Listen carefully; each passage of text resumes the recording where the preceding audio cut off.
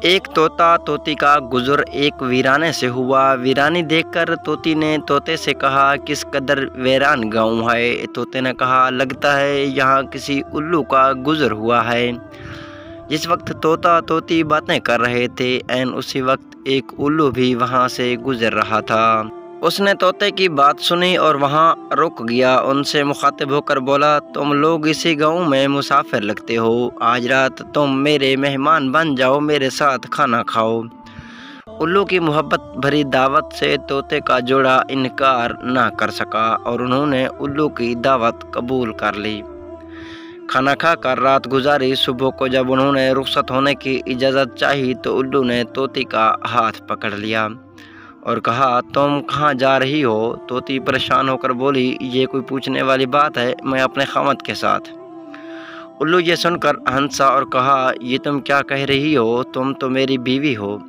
اس پہ طوطا طوطی الو پر جھپٹ پڑے اور گرما گرمی شروع ہو گئی۔ دونوں میں جب بحث و تکرار زیادہ بڑھی تو الو نے طوطے کے سامنے ایک تجویز پیش کرتے ہوئے کہا کہ ایسا کرتے ہیں، ہم تینوں عدالت میں چلتے ہیں اور اپنا مقدمہ قاضی کے سامنے پیش کرتے ہیں، قاضی جو فیصلہ کرے وہ ہمیں قبول ہوگا۔